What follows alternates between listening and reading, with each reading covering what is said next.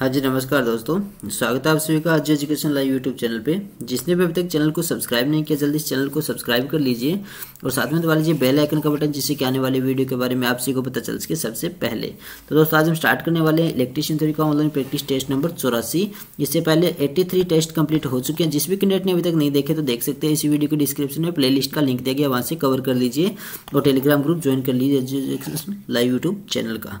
चलिए दोस्तों, शुरुआत करते हैं पहले क्वेश्चन से। बने रहिएगा इस वीडियो के अंत तक, आपके लिए फायदेमंद साबित होंगे सभी के सभी क्वेश्चंस। कुछ न्यूमेरिकल टाइप भी है आज इस वीडियो में।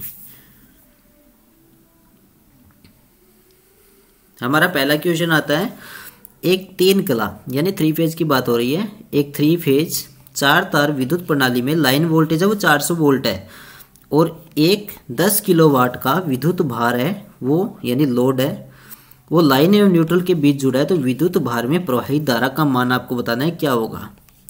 जल्दी से बताइए। मोस्ट इंपॉर्टेंट क्वेश्चन है, जो भी निकाल सकता है। तो चलिए, कोई बात नहीं, मैं आपको बता देता हूं दोस्तों। सबसे पहले आपको नोट करना है, इस क्वेश्चन में क्या दे रखा है? Line voltage. लाइन वोल्टेज कितनी दे रखी है? VL 400 volt. और उसके बाद में फेज वोल्टेज निकालेंगे तो कैसे निकलेगी? फेज वोल्टेज बराबर 400 बटा में √3। ये आ गया। अब हमें क्या निकालना है? लोड हमें दे रखा है, कितने का है? 10 किलोवाट का। तो उसके बाद में क्या होगा? लोड करंट निकालना है।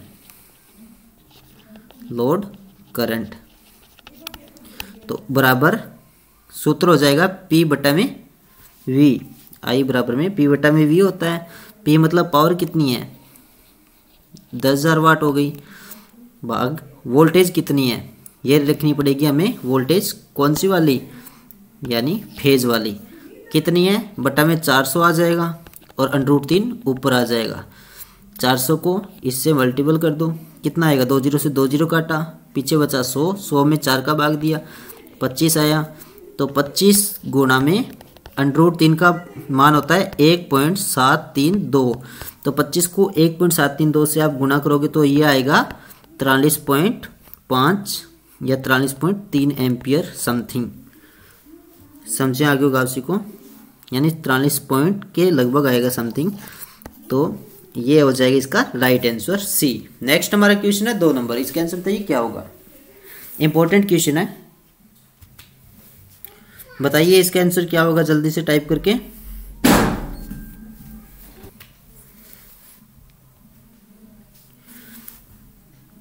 किस 3 फेजी सिस्टम में उदासीन यानी न्यूट्रल पॉइंट नहीं होता है? स्टार में, डेल्टा में या दोनों में नहीं होता? यानी स्टार और डेल्टा में या दोनों में होता है? स्टार और डेल्टा में। बताइए कौन सा आंसर होगा? सभी को पता होगा इस क्वेश्चन के बारे में। तो कौन से 3 फेजी सिस्टम में उदासीन पॉइंट नहीं होता है? तो दोस्तों, नॉर्मल सी बात है, डेल्टा में नहीं होता है, स्टार में होता है हमेशा। तो यहाँ पे आपको ध्यान रखना है, डेल्टा कनेक्शन में क्या नहीं होता है? न्यूट्रल पॉइंट नहीं प्राप्त किया जा सकता। और डेल्टा कनेक्शन में जो लाइन वोल्टेज होती है, यानी डेल्टा कनेक्शन में लाइन वोल्टेज होती है, वो हमेशा बराबर होती है फेज वोल्टेज के। समझे आगे होगा आप को। अब बात आती है स्टार कनेक्शन की। तो स्टार कनेक्शन होता है, उसमें न्यूट्रल पॉइंट भी होता है और स्टार कनेक्शन में क्या होता है? लाइन करंट होती है, यानी जो लाइन करंट होगी वो बराबर होगी हमेशा फेज करंट के, PH और CL के। समझे आगे होगा उसी को, या I लिख दीजिए, यानी IL बराबर में IPH। नेक्स्ट हमारा क्वेश्चन है दोस्तों 3 नंबर। इसका आंसर बताइए क्या होगा? 3 चरण पद्धति में वोल्ट एम्पियर निर्धारण किसके द्वारा व्यक्त किया जाता है? यानी कौन सा सूत्र उपयोग किया जाएगा वहां पे? 3 फेज पद्धति में वोल्ट एम्पियर निर्धारण की बात की गई है यहाँ पे, तो कौन सा यूज किया जाएगा बताइए। चलिए कोई बात नहीं, अगर किसी को नहीं पता तो मैं बता देता हूँ। तो इसमें होगा दोस्तों 1, यानी A ऑप्शन हो जाएगा। 3 फेज सिस्टम में जो वोल्ट एम्पियर रेटिंग होती है, वोल्टेज एम्पियर रेटिंग, वो किस प्रकार निकाली जाती है? वो निकाली जाती है √3 लाइन वोल्टेज गुणा में हो जाएगा लाइन धारा की। तो ये आपको नोट करना है। नेक्स्ट हमारा क्वेश्चन है दोस्तों 4 नंबर, इसका आंसर बताइए क्या होगा। अब बात आती है स्टार में जुड़े हुए भार की प्रत्येक भुजा में 10 ओम का प्रतिरोध है, इसके समतुल्य डेल्टा में जुड़े हुए भार की प्रत्येक भुजा में प्रतिरोध क्या होगा। यानी स्टार की बात की गई है, स्टार के अंदर जो प्रत्येक भुजा या प्रत्येक फेज है उसमें 10 ओम का रेजिस्टेंस है। तो ये पूछ रहे हैं भी डेल्टा के अंदर हम इसको कन्वर्ट कर देंगे तो उसके अंदर रेजिस्टेंस क्या रह जाएगा या क्या रेजिस्टेंस बनेगा, 30 ओम का, 100 ओम का, 110 ओम का, या इनमें से कोई नहीं। बताइए, अगर किसी को निकालना आता है तो आपको सबसे पहले ध्यान रखना है स्टार एंड डेल्टा के बीच में कैसे निकालेंगे।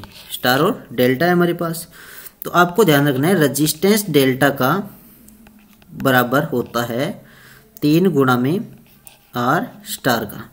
ये सूत्र है एक टाइप से, हर जगह यूज होगा हमेशा। अगर डेल्टा का रेजिस्टेंस निकालना हो तो स्टार का जो रेजिस्टेंस होता है वो गुणा में हो जाएगा 3 के।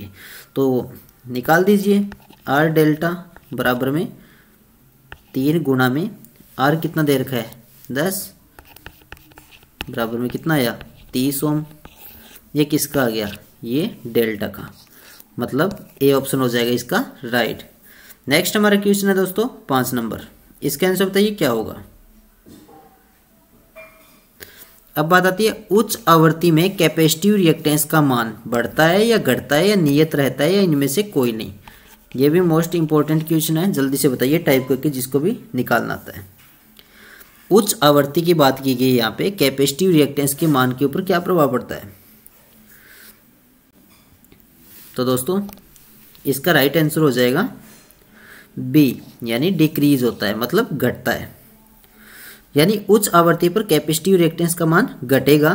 कैपेसिटिव रिएक्टेंस का मान कैपेसिटेंस और जो आवृत्ति होती है उनके व्युत्क्रमानुपाती होता है, यानी उल्टा होता है हमेशा। एक्स सी 1/f के, ये नोट कर लेना आप, या एक्स सी बराबर में होता है 1/2 पाई एफ सी के, ये भी होता है इसका। अब थोड़ा ध्यान से सुन लेना, समझ में आ जाएगा आपके।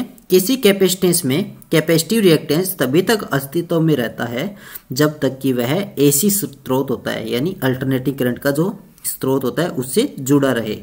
यदि आरोपित वोल्टेज की आवृत्ति का मान 0 हो जाएगा, यानी जो आरोपित वोल्टेज है उसकी आवृत्ति का मान 0 हो जाएगा तो उसके रिएक्टेंस का मान अनंत होगा, मतलब उल्टा होगा।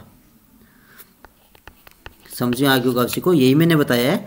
यानी आवर्ती का मान 0 होगा तो उसके रिएक्टेंस का मान क्या होगा, अनंत हो जाएगा, इसलिए हमेशा डिक्रीज होता है। नेक्स्ट हमारा क्वेश्चन है दोस्तों 6 नंबर, इसके आंसर बताइए क्या होगा।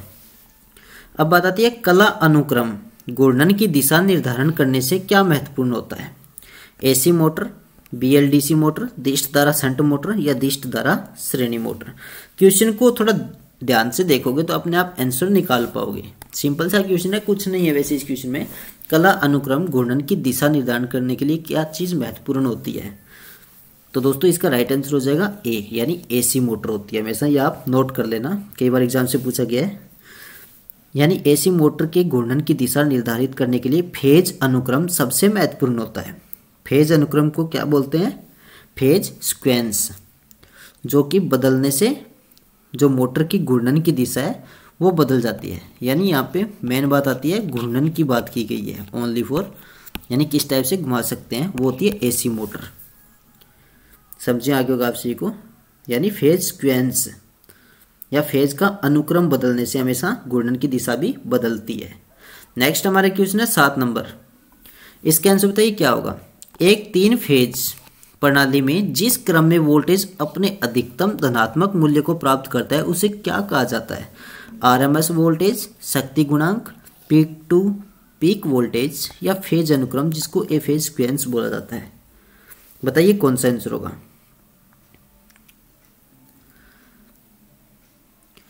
एक 3 फेजी प्रणाली में जिस क्रम में वोल्टेज अपने अधिकतम धनात्मक मूल्य को प्राप्त करता है उसे क्या कहा जाता है। दोस्तों सिंपल सा क्वेश्चन है, इसका राइट राइट आंसर हो जाएगा डी, यानी उसमें फेज अनुक्रम बोला जाता है, ए फेज सीक्वेंस।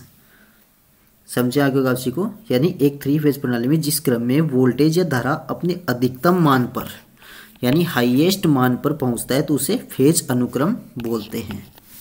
नेक्स्ट हमारा क्वेश्चन है दोस्तों 8 नंबर, इसका आंसर बताइए क्या होगा।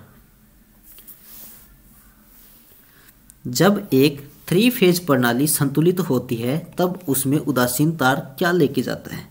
कोई धारा नहीं लेके जाता, या प्रत्येक फेज के लिए धारा का 1/3 भाग लेके जाता है, या प्रत्येक फेज के लिए धारा का आधा भाग लेके जाता है, या प्रत्येक फेज के लिए धारा का 1/4 भाग लेके जाता है। बताइए कौन सा आंसर होगा। इंपॉर्टेंट है और मोस्ट इंपॉर्टेंट भी है। बताइए, जब एक 3 फेज प्रणाली संतुलित होती है तो उसमें उदासीन तार क्या लेके जाता है? तो दोस्तों सभी को पता भी होगा, इसका राइट आंसर हो जाएगा ए, नो करंट, यानी कोई धारा नहीं लेके जाता। क्यों नहीं लेके जाता? सबसे पहले आप बना लीजिए डायग्राम, मैं आपको बताता हूँ, क्योंकि यहाँ पे हमने बनाया है स्टार का डायग्राम।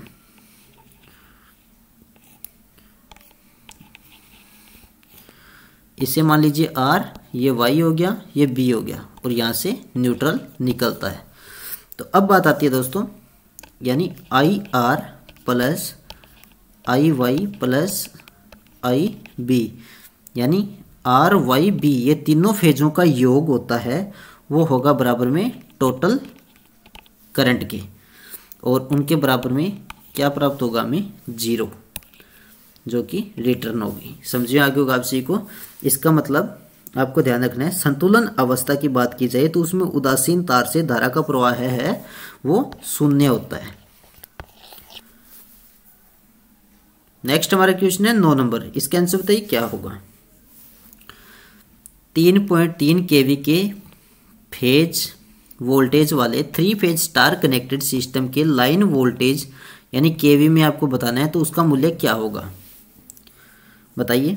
3.3 किलोवाट के फेज वोल्टेज वाले 3 फेज स्टार कनेक्टेड सिस्टम की बात की गई है, तो उसके लाइन वोल्टेज यानी लाइन वोल्टेज का आपको बताना है क्या होगा। फेज वोल्टेज बता रखा है यहाँ पे, तो बताइए। सिंपल सा क्वेश्चन है, तो आपको ध्यान रखना है स्टार संयोजन के लिए लाइन वोल्टेज बराबर होता है √3 फेज वोल्टेज की, यही होगा, सभी को पता है। तो रख दीजिए लाइन वोल्टेज क्या है, यानी लाइन वोल्टेज निकालना है, सिंपल सी बात है। फेज वोल्टेज हमें दे रखा है, ये देखिए 3.3 किलो वोल्ट, और किलो वोल्ट में हमें निकालना है, इसका मतलब इसको चेंज नहीं करना। तो √3 का मान रख दीजिए, 1.732 हो गया, इनटू ये कितना देर का है फेज वोल्टेज 3.3, तो लाइन वोल्टेज आ जाएगा, इन दोनों को गुणा करोगे तो 5.7 किलो वोल्ट, तो मतलब सी वाला ऑप्शन हो जाएगा इसका राइट। समझे आगे होगा आप सभी को। नेक्स्ट हमारा क्वेश्चन है 10 नंबर, इसका आंसर बताइए क्या होगा। अब बात आती है, एक संतुलित डेल्टा में जुड़े हुए प्रणाली के लिए लाइन विद्युत धारा 10 एम्पियर है, तो फेज विद्युत धारा के मान की गणना करनी है, वो भी एम्पियर में, यानी सेम टू सेम वैसा ही क्वेश्चन है, उसमें वोल्टेज का पूछा गया था, इसमें धारा का पूछा गया। तो बताइए कैसे निकालोगे। यहाँ पे आपको ध्यान रखना है लाइन धारा कितनी दे रखी है 10 एम्पियर, और फेज धारा आपको निकालनी है, निकालिए जिसको निकालना आता है। तो दोस्तों हमेशा आई फेज निकालनी है, तो उसके लिए होता है IL बटा में √3, क्योंकि देखिए यहाँ पे डेल्टा की बात हो रही है दोस्तों, यहाँ पे स्टार की नहीं है, डेल्टा की बात है। तो डेल्टा में हमेशा जैसे स्टार में वोल्टेज का होता है वैसे इसमें उल्टा होता है। तो रख दीजिए, आई फेज धारा निकालनी है, तो IL कितनी देर की हमें, ये देखिए 10 एम्पियर, √3 का मान कितना होता है 1.732, और इसका भाग दोगे 10 में आप तो आएगा 5.77 एम्पियर, यानी सी ऑप्शन हो जाएगा इसका राइट। तो दोस्तों ये थे कुछ मोस्ट इंपॉर्टेंट क्वेश्चंस आज के टेस्ट के। अगर आप सभी को आज का यह वीडियो अच्छा लगा हो तो प्लीज़ इसको ज़्यादा से ज़्यादा लाइक कीजिए, जिससे कि हमारा भी हौसला बढ़े, हम भी आपके लिए बेहतरीन क्लासेस लेके आएँ। प्लीज़ इस वीडियो को दब के शेयर कर दीजिए ताकि हर स्टूडेंट को पता चल पाए। हर वैकेंसियों के लिए इंपॉर्टेंट है ये, जो इलेक्ट्रीशियन बेस पे आती है।